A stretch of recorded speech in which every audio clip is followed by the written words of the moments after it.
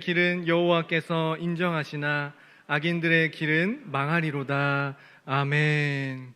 이 시간 복 있는 사람의 길이라는 제목으로 함께 말씀 살펴보겠습니다. 2023년 새해 첫날입니다. 새해가 되면 사람들은 을에 새해 복 많이 받으세요라고 아침부터 인사들 많이 나누셨죠?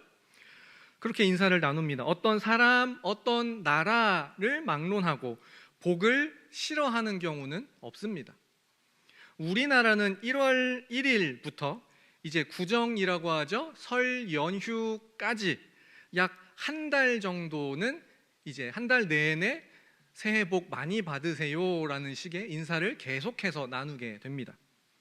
그런데 1년 내내 복을 비는 나라도 있습니다. 중국입니다. 중국의 집들마다 그 복복자를 거꾸로 붙여 놓은 집들이 대다수입니다. 굉장히 많습니다. 혹시 한자가 준비가 되었을까요? 그 도착하다의 도자 왼쪽이고요. 그런데 또 보시면 오른쪽에 있는 한자는 거꾸로 반대로라는 뜻의 도자입니다. 도착하다의 도, 따오하고 반대 거꾸로라는 뜻의 따오, 발음과 성조, 이제 이 음의 높낮이를 성조라고 하는데요. 비슷하게 생겼는데 발음까지 똑같습니다. 그러니까 중국인들은 이제 저 복복자를 거꾸로 붙여 놓으면 우리 집에 복이 도착할 것이다. 이제 그런 생각, 이제 그런 어떤 기원을 담아 집집마다 복복자를 거꾸로 붙입니다. 아이러니한 것은 저 따오라는 거꾸로라는 뜻의 단어가 성조가 바뀌어서 따오가 되면 뜻이 확 바뀝니다. 넘어지고 자빠지고 쓰러진다라는 뜻이 됩니다. 같은 글자인데도 말이죠. 기업이 도산했다라고 할 때 그 도산이 방금 보신 그 오른쪽에 있는 그 거꾸로 도자가 사실은 그때 쓰는 한자입니다. 그러면 우리 성도님들께서는 어떤 복을 받고 싶으신가요? 하나님께 어떤 복을 간구하시나요? 반대로 나는 그동안 하나님께 이런 복을 받아서 감사합니다라는 그런 어떤 복을 받았어 감사하다라는 그런 감사의 제목도 있으신가요? 오늘 말씀을 통해 나는 하나님 앞에서 복 있는 사람으로 어떤 복을 받으며 살고 어떻게 복 있는 사람의 길로 행할지 살펴보는 저와 우리 모든 성도님들 될 수 있기 바랍니다. 오늘 본문 말씀 1절 함께 읽겠습니다. 1절입니다. 시작. 복 있는 사람은 악인들의 꾀를 따르지 아니하며 죄인들의 길에 서지 아니하며 오만한 자들의 자리에 앉지 아니하고. 아멘. 복 있는 사람으로 시편 1편이 시작이 됩니다. 복 있는 사람이 어떤 사람인지에 대한 직접적인 설명보다는 반대로 악인들, 죄인들, 오만한 자들과 대조합니다. 복 있는 사람은 악인들의 꾀, 악인들의 어떠한 조언이나 생각에 따르지 않는답니다. 죄인들이 행하는 그 길로 가지 않고요. 오만한 자들의 자리, 그들이 머무는 곳에 앉지 않는다라고 말씀합니다.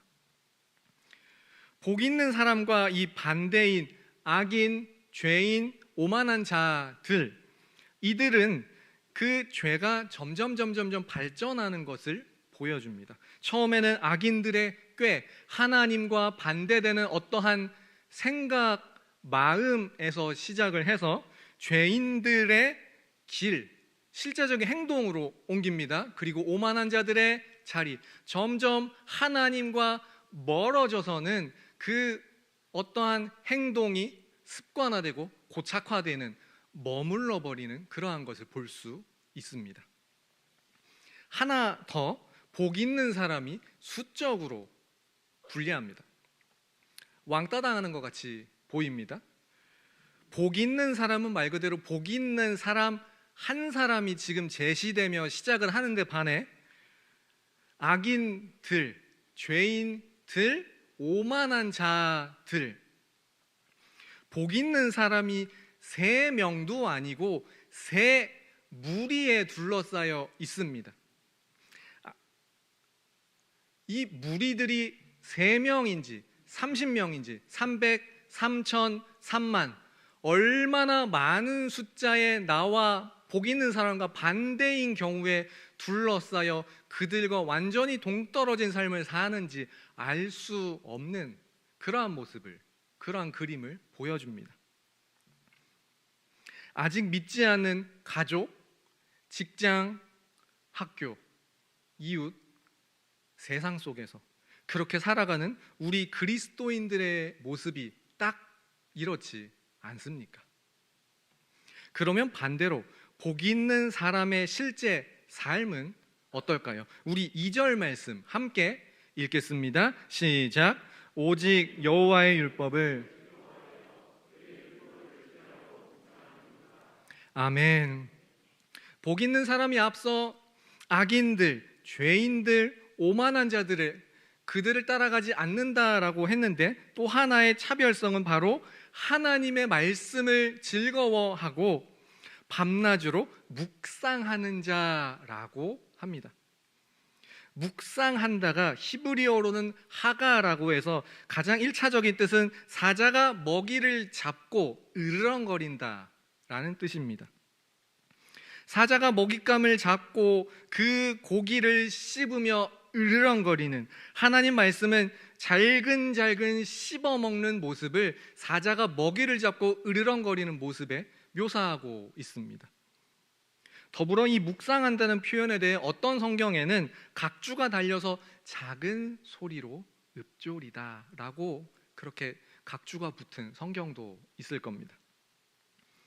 쉽게 말해 속으로 이제 좀 중얼중얼하거나 암송하거나 그러면 이제 소리내어 읽거나 하면서 말씀을 나름대로 곱씹어 보는 모습인 겁니다.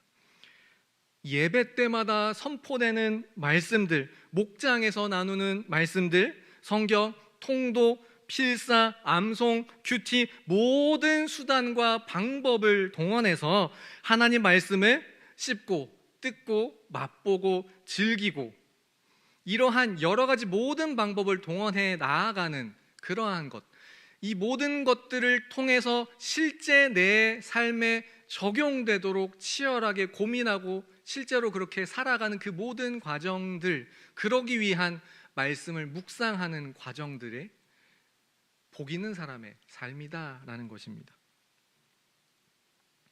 때로는 꿀보다 더 단 하나님의 말씀에 감격하고 때로는 말씀에서 배어나오는 내 죄의 피에 찔림을 받고 그럼에도 그런 나를 위해 피 흘리신 예수 그리스도의 피를 맛보며 때로는 찔림을, 때로는 감사를 그렇게 말씀을 붙들고 치열하게 살아갈 수 있기 바랍니다. 하나님의 말씀을 날마다 묵상함이 얼마나 중요한지 물론 성경 곳곳에 나오지만 한 군데만 살펴보겠습니다. 신명기 17장에 이런 말씀이 나옵니다. 이제 이스라엘 백성들의 40년 광야 생활이 막바지입니다. 그때 그 내용을 다룬 게 이제 신명기인데요. 하나님께서 신명기 17장을 통해 지금은 너희들이 왕이 없고 내가 직접 왕이 되어 너희들을 다스리고 있지만 나중에 너희들도 주변의 이방 국가들처럼 우리에게도 왕을 주십시오라고 할 텐데 그때 그 왕에 대해 이렇게 하라, 왕은 이렇게 해야 된다라는 것을 17장에서 신명기 17장에서 말씀을 합니다.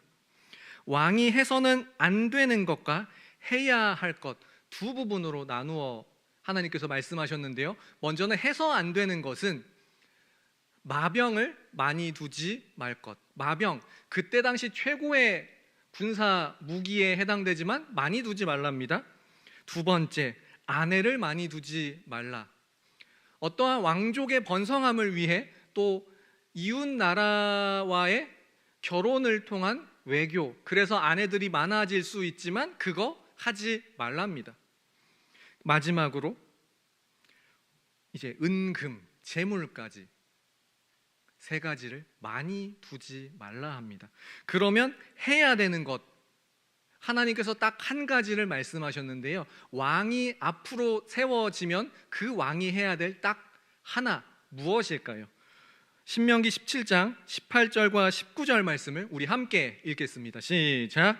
그가 왕위에 오르거든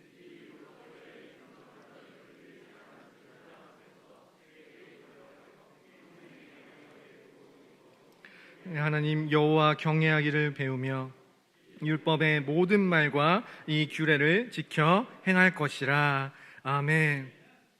하나님 말씀이 얼마나 중요한지 우리가 아무리 생각해도 모름지기 왕이라면 강한 군대를 갖고 있든지 외교를 잘하든지 어떠한 실력 아니면 국가의 여러 가지 추구할 것들이 많지만 왕이 갖춰야 할 딱 한 가지로 하나님께서 말씀하신 것은 바로 매일매일 평생에 걸쳐서 왕의 그 옆자리에 율법서의 등사본 베껴 쓴 그 책을 두고 읽으라, 묵상하라 말씀하고 있습니다. 그러면 하나님 말씀을 날마다 묵상하는 이 복 있는 사람이 받는 복은 과연 무엇일까요? 우리 3절 말씀 함께 읽겠습니다. 시작. 그는 시냇가에 심은 나무가 철을 따라 열매를 맺으며 그 잎사귀가 마르지 아니함 같으니 그가 하는 모든 일이 다 형통하리로다. 아멘. 이스라엘에는 광야라는 지형이 많습니다. 그래서 우리의 인생은 마치 광야라는 이 메마르고 뜨거운 땅에서 사는 것과 같다, 그렇게 비유를 하곤 하죠. 예수를 믿던 그렇지 않던, 말씀을 묵상하던 그렇지 않던 누구나 광야와 같은 세상을 살며 각자 나름의 고난을 안고 삽니다. 이처럼 뜨거운 광야와 같은 세상을 지나가는 우리가 광야에 사는 풀과 나무가 있습니다. 또 그 잎이 마르지 않도록 잘 버티다가 풀이나 나무들이 자기 계절이 되어서 열매를 맺으려 한다면 무엇이 필요할까요? 메마르고 햇볕이 뜨거운, 누가 보아도 타 죽을 것 같은 그 땅에 살아남은 풀, 나무들, 그들은 어떻게 생존이 가능할까요? 바로 물을 공급받는 공급처가 있기 때문입니다. 하나님의 말씀이라는 물가에 뿌리 내린 사람은 고난 중에도 잎사귀가 마르지 않습니다. 쓰러지지 않고요, 설령 넘어졌다 하더라도 다시 일어납니다. 그리고 늘 열매를 맛볼 수는 없겠지만 하나님의 때가 이르면, 자신이 열매 맺는 그 계절이 이르면 드디어 열매를 맺어 하나님께 영광을 돌리게 됩니다. 이것이 복 있는 사람의 삶입니다. 우리는 지금까지 1절부터 3절까지 복 있는 사람이 어떤 사람인지 살펴보았습니다. 그러면 복 있는 사람과 반대인 악인들에 대해서는 어떻게 말씀할까요? 4절 말씀 제가 읽어드리겠습니다. 악인들은 그렇지 아니하며 오직 바람에 나는 겨와 같도다. 아멘. 악인들을 바람에 나는 겨, 쌀알이나 밀알에 속 알맹이 열매는 없이 껍데기만 남아 바람에 날아가는 겨에 비유합니다. 사실 우리가 세상사를 보면 어떤 때는 악인들이 더 잘 살고 더 잘 나가는 것 같습니다. 실제로 이것이 우리 성도들에게 시험거리가 되고 하나님께 원망을 하는 그러한 경우들도 있을 수 있습니다. 하나님께 따질 수도 있죠. 짧게 압축된 시라는 것 때문에 많은 것을 말할 수는 없습니다만, 그러나 시편 1편의 저자는 악인들에 대해 이렇게 단호한 결론을 냅니다. 5절 말씀 함께 읽겠습니다. 시작. 그러므로 악인들은 심판을 견디지 못하며 죄인들은 의인들의 모임에 들지 못하리로다. 아멘. 악인들이 심판을 견디지 못한다라고 선언합니다. 본래 우리도 심판을 견딜 수 없는 죄인이었습니다. 피할 수 없는 존재였습니다. 그러나 우리는 오직 예수 그리스도의 은혜로 심판 가운데 구원을 받게 되었습니다. 주님께서 다시 오시는 그날, 하나님 말씀 대신 자신을 믿고 산 사람, 하나님 대신 자신을 가장 높은 보좌에 앉힌 그러한 사람은 마지막 심판을 피할 수 없습니다. 그러나 하나님의 말씀을 즐거워하는 자는 죄인들이 절대 들어갈 수 없는 의인들의 모임에 들어갑니다. 그리고 방금 5절 말씀 속에는 한 가지 희망이 더 들어 있습니다. 제가 처음에 1절에서 복 있는 사람이라고 한 명으로 시작한다고 했습니다. 그러나 지금은 어떤가요? 죄인들이 의인들의 모임에 들지 못한다. 한 명이 홀로 이 길을 가는 것 같았는데 어느새 의인들이라는 공동체가 만들어졌고 어느새 이 복 있는 사람의 길, 말씀을 묵상하며 나아가는 이 말씀의 길을 함께 걸어가고 있는 것을 볼 수 있습니다. 우리가 걷는 이 좁은 길, 그러나 올해 우리가 성경으로 돌아가자라고 결단하며 시작한 것처럼 그렇게 말씀의 길로 살아가는 우리의 이 길은 결코 혼자 걷는 길이 아닙니다. 서로 이렇게 권면하겠습니다. 우리 함께 성경으로 돌아갑시다.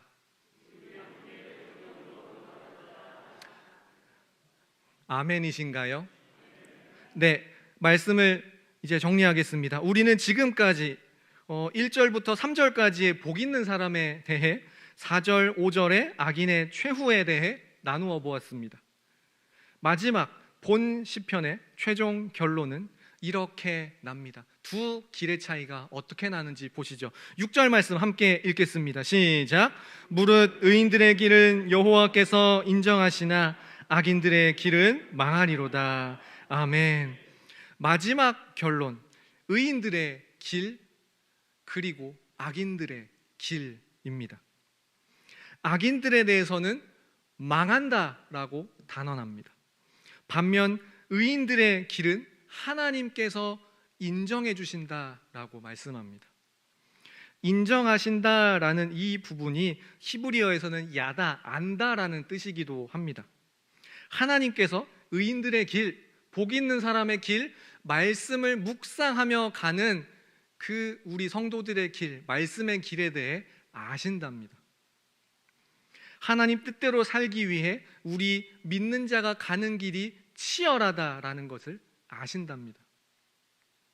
하나님께서는 마치 광야에 메마르고 뜨거운 태양빛 아래 살아가는 것 같은 우리 삶의 고난, 우리 삶의 곤고함을 아신답니다. 그럼에도 불구하고 하나님의 말씀을 날마다 가까이 하려고 애쓰는 우리의 분투, 우리가 애써서 가는 그 말씀의 길을 하나님께서는 다 아신다라는 것입니다. 날마다 하나님의 말씀이라는 시냇가에 깊이 뿌리 내리는 우리가 될 수 있기 바랍니다. 밤낮으로 때로는 따로 시간을 내어서 그리고 일상 속에서도 하나님의 말씀을 떠올리며 말씀을 묵상하고 의지하시기 바랍니다. 그 힘으로 날마다 의인들의 길, 하나님께서 인정하신 그 길, 말씀으로 난 그 길을 따라가는 그러한 우리가